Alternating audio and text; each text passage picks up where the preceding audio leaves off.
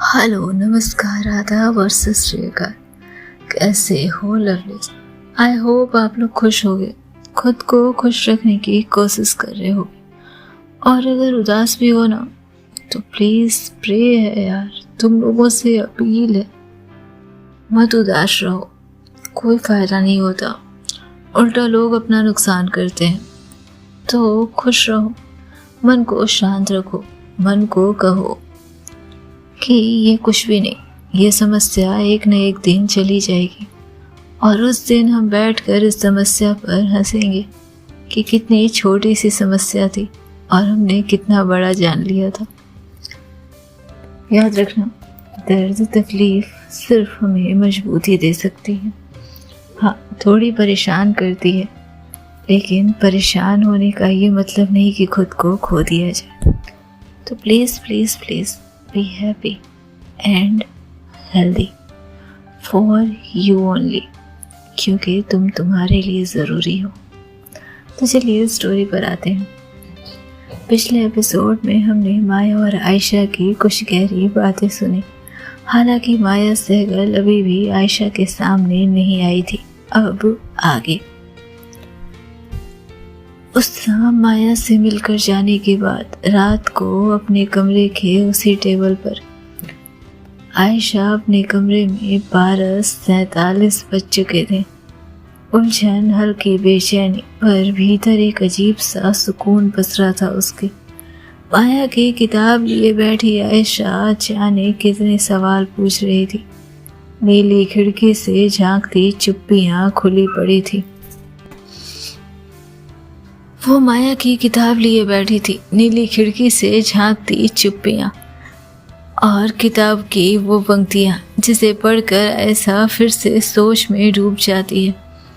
कुछ लोग हमारे जीवन में जवाब देने नहीं, सिर्फ एक सवाल बनकर आते हैं और जब वो चले जाते हैं हम खुद से पूछना शुरू करते हैं। शब्दों में सब कुछ नहीं होता, लेकिन कुछ शब्द ऐसे होते हैं जो हमारी चुप्पियों को चूम लेते हैं।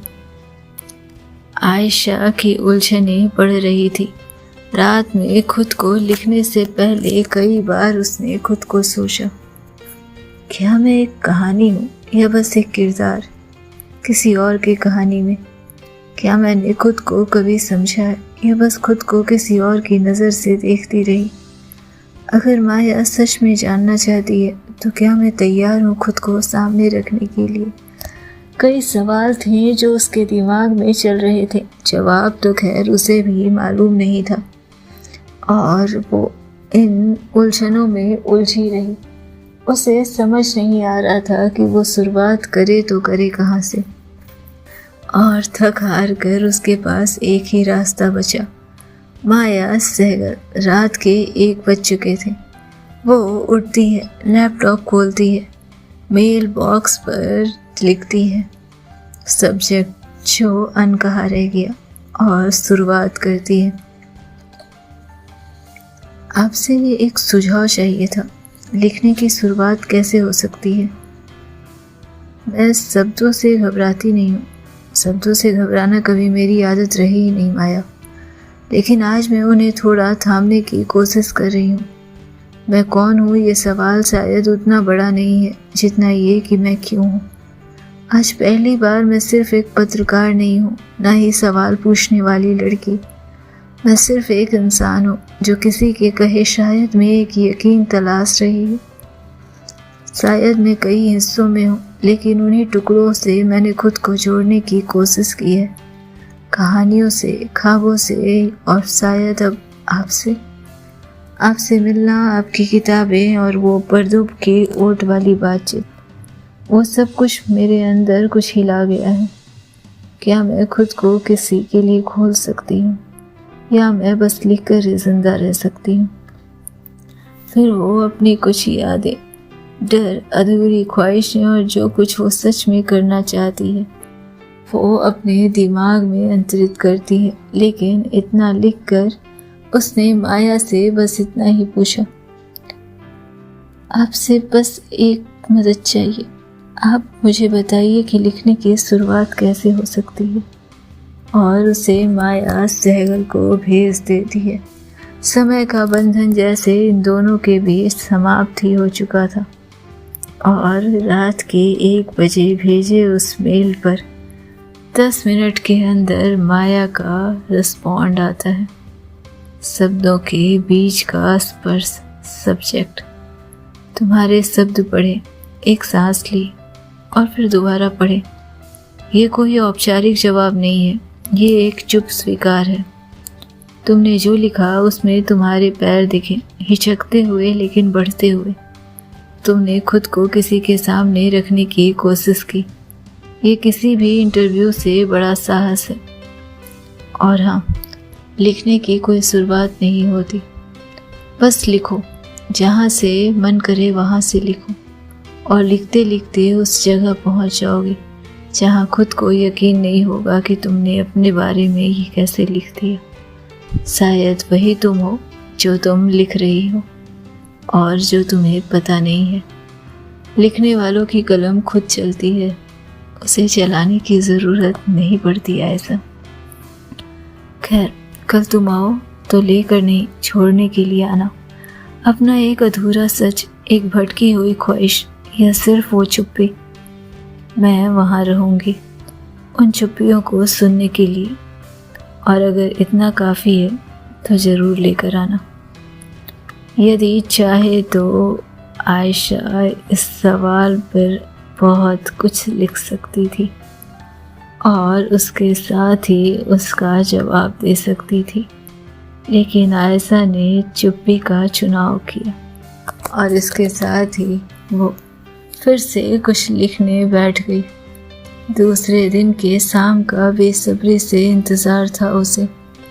थोड़ी देर सोने के बाद ही सुबह हो चुकी थी और सुबह देरी से उठने के साथ ही आयशा तेज कदमों से किसी तरह तैयार होती है और अपने ऑफिस पहुंचती है। आज ऑफिस में वर्कलोड अधिक था, जैसे कि उसके दिमाग में कुछ और चलना ही नहीं चाहिए था। लेकिन उस ऑफिस की सबसे संबल, सबसे सुलझी हुई पत्रकार आज उलझी हुई थी। सभी आयशा के इस रूप को देखकर जाने क्यों शौक थे। इतने बड़े बड़े केस, इतने बड़े बड़े हैंडल्स को ईज़िली हैंडल करने वाली आयशा आज चुप थी, शांत थी, जैसे किसी केस पर अब उसकी पकड़ ही वो नहीं चाहती थी। जैसे खुद को एक नए मुकाम के लिए उसने खुद को तैयार कर लिया था। ऑस के केबिन में जाते ही उन्होंने सिर्फ एक सवाल पूछा, माया सहगल के इंटरव्यू का क्या हुआ? कोशिश जारी है सर, अभी तक मुलाकात नहीं हो पाई है, लेकिन यकीन कीजिए कुछ दिन में मुलाकात भी हो जाएगी। और तुमने सवाल तैयार कर लिए? सवाल मैं खुद नहीं जानती कि मैं उनसे क्या पूछने वाली हूँ सर। देखना, कुछ भी पूछना, बस इतना सही पूछना कि उसका इंटरव्यू हमारे पब्लिश के लिए सबसे बेहतर हो और वो हमारे प्रॉफिट को 4 चांद कर दे। क्योंकि माया सहगल पूरी तरह से दुनिया में इस बार उतरने वाली है हमारे थ्रू, और ये किसी बड़े अचीवमेंट से कम नहीं है।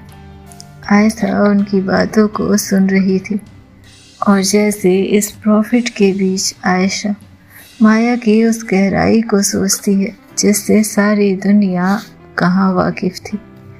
माया को उधेड़ देना आयशा के लिए बेहद आसान था, लेकिन माया को माया ही रखना इस इंटरव्यू का मानो सबसे बड़ा उद्देश्य था।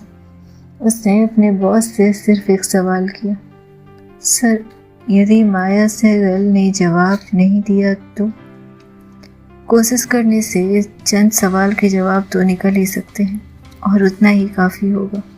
दुनिया माया की दीवानी है और अगर उसने 4 शब्द भी कह दिए तो यकीन मानो वो किसी चमत्कार से कम नहीं होगा। सोच रही थी आयशा, क्या जानती है दुनिया उस लड़की के बारे में जिसने बखूबी खुद को छिपा रखा है। दुनिया उसके 4 शब्दों के लिए व्याकुल है। यहाँ उसने मुझसे इतनी बातें कर ली और वो बातें जैसे अभी शुरू भी नहीं हुई। धीरे धीरे समय बीतता गया। ऑफिस से निकल चुकी थी वो, और शाम की लालिमा के साथ ही एक बार फिर से माया के घर पहुंचती हूँ। इस बार छत पर जैसे फिर से वही पर्दा और एक दूसरे के सामने बैठी माया और आयशा। आयशा ने अपने लिखे कुछ अल्फाज उसकी तरफ बढ़ा दिए थे और खुद जैसे वो चाय की चुस्कियों में डूब गई थी। माया उसे पढ़ती है। कुछ इस तरह लिखा था आयशा ने। माया, शब्दों से मेरा रिश्ता उलझा ही रहा है हमेशा। मैं उन्हें रोज़ लिखती हूँ, अपने प्रोफेशन के लिए, खुद को साबित करने के लिए और कभी कभी किसी और को समझने के लिए। पर शायद मैं पहली बार किसी के लिए नहीं, सिर्फ अपने लिए लिख रही हूँ। या शायद आपके लिए, जो मुझे उस खामोश जगह तक ले गई जहाँ मैं खुद को कई सालों से छिपा रही थी। आपने कहा था कल आना तो कुछ अपने बारे में लिख कर लाना, जो इस दुनिया से छुपा हो लेकिन तुम्हारा सच हो। तो ये रही मैं, बिना भूमिका के, बिना मुखौटे के, सिर्फ एक लड़की जो जानना चाहती है कि क्या उसके भीतर भी कोई कहानी है।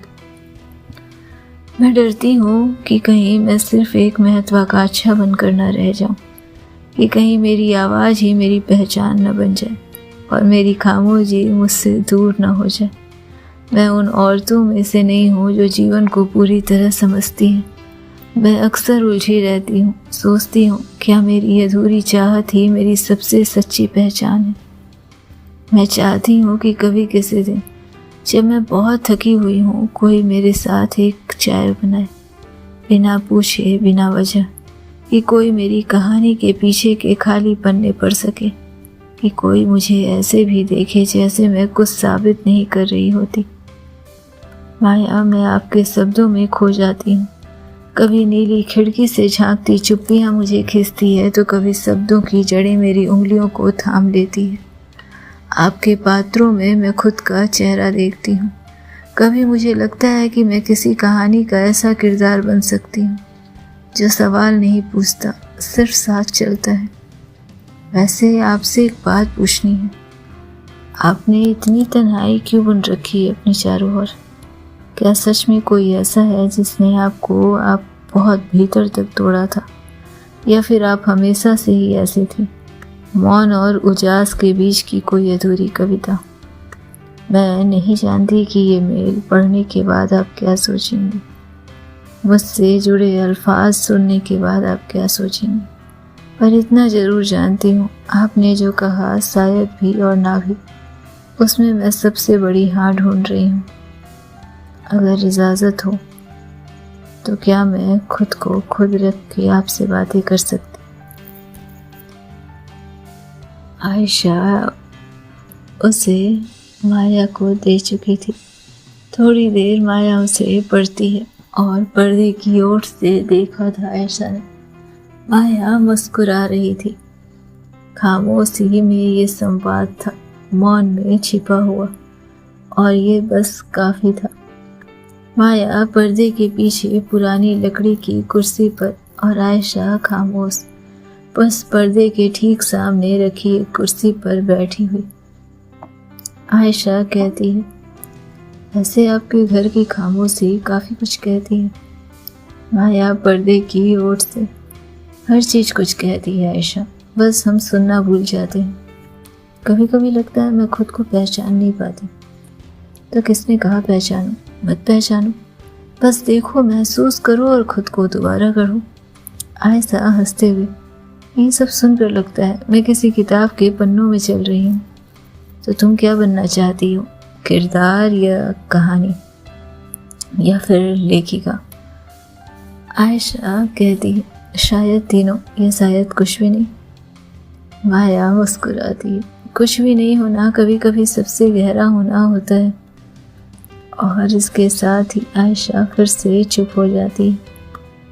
आपने कहा था आपको चाय पसंद है, इसलिए मुझे लगा आपने पहली बार यहाँ मिलना सही रहेगा। तुम आई यही काफ़ी है, चाय तो बहाना है। आपके बगीचे में कुछ अजीब सा सुकून था, लेकिन आपकी छत को आपने इस अंदाज में रखा है जैसे यहाँ घंटों बिताने के बाद भी आप थकती नहीं होंगी। यकीन मानो, मैं अपने इस घर में कहीं भी नहीं थकती। वैसे आपके घर में सब कुछ ऐसा क्यों लगता है जैसे थम गया हो? शहरों से दूर जो ठहराव है वो सुकून नहीं, पुराने सवालों की गूंज होती है। आयशा, क्या आप सवालों से डरती हैं? आयशा ने अनायास ही पूछ लिया था माया से। माया कुछ देर चुप रही। नहीं, पर कभी कभी जवाब से थक जाती हूँ। आपके बारे में जानने की इतनी कोशिश की, फिर भी लगता है आप और भी ज़्यादा रहस्यमयी हो गई हैं। जो खुद को समझ गया वो कहानी लिखना बंद कर देता है। आयशा, तो आप खुद को समझना नहीं चाहती?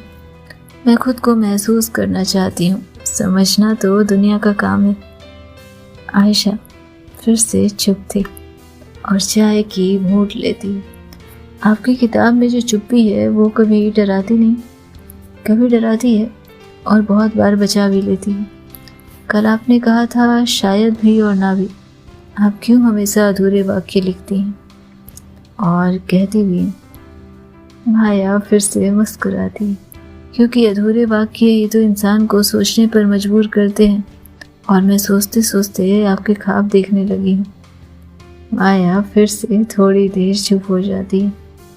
तो तुम अब पत्रकार नहीं रही, बल्कि एक पाठक बन गई हो? नहीं, अब मैं सिर्फ एक लड़की हूँ जो पहली बार किसी को महसूस कर रही हूँ, खुद के साथ में। और क्या महसूस होता है तुम्हें मुझे देखकर? आयशा थोड़ी देर सोचती है। जैसे कोई जादू है, कोई थकान के बाद मिलने वाला सुकून। और अगर मैं कहूँ कि मैं खुद थकान हूँ तो मैं आपके लिए चाय बनाऊंगी बिना कुछ पूछे। तुम्हारे भीतर कोई बहुत पुरानी उदासी है ऐसा, और आपके भीतर कोई बहुत पुराना ज़ख्म। क्या तुम सच में जानना चाहती हो कि मैं कौन हूँ? आयशा थोड़ी देर चुप रही। नहीं, मैं सिर्फ महसूस करना चाहती हूँ कि आप मेरे सामने हैं। कभी लगता है जैसे तुम बहुत बहुत ज़्यादा सोचती हो और फिर अचानक से उस सोच को छोड़ देती हो, क्योंकि मैं खुद को अब तक पास लाने से डरती रही। सोच को क्या ही पास लेकर आ पाऊंगी। और अब मैं डरती हूँ कि कहीं सोच मुझसे दूर ना हो जाए। डर एक अच्छा संकेत है, इसका मतलब है कि कुछ सच्चा हो रहा है। आयशा फिर से चाय की घूंट लेती है। वैसे आपसे एक बात पूछूं? पूछो। आप क्या चाहती हैं मुझसे? एक सच्ची उपस्थिति, बस इतना। आयशा अपनी डायरी निकालती है। आपने कभी मोहब्बत की? माया मुस्कुराती है। की, बहुत बार की, लेकिन कहानियों में। और हकीकत मुझे हमेशा अधूरी मिलती रही, और आपने उसे अपनाया। माया थोड़ी देर बस आयशा की तरफ देखती रही। नहीं, मैंने उसे लिख दिया।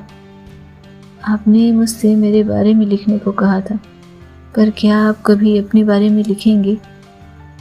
अगर कोई मेरे बारे में पढ़ने का इच्छुक रहा तो मैं ज़रूर लिखना चाहूँगी। मैं आपके शब्दों में नहीं, आपकी खामोशी में उलझती जा रही हूँ। तुम एक जर्नलिस्ट हो आयशा, उलझो मत, बस ठहरो। साथ चलती हो लेकिन बहुत तेज चलती हो। कभी कभी लगता है मैं कहीं पहुंचना ही नहीं चाहती। तो फिर ये जल्दीबाजी क्यों? क्योंकि कहीं रुकना, किसी की आंखों के सामने ठहरना, वो ज़्यादा दर्द देता है, उलझने बढ़ा देता है। तो फिर रुक जाओ और उन नज़रों का पीछा नहीं करो। उन नज़रों में नज़रें मिलाना सीखो। हो सकता है कि वो नज़रें भी वही चाहती हों।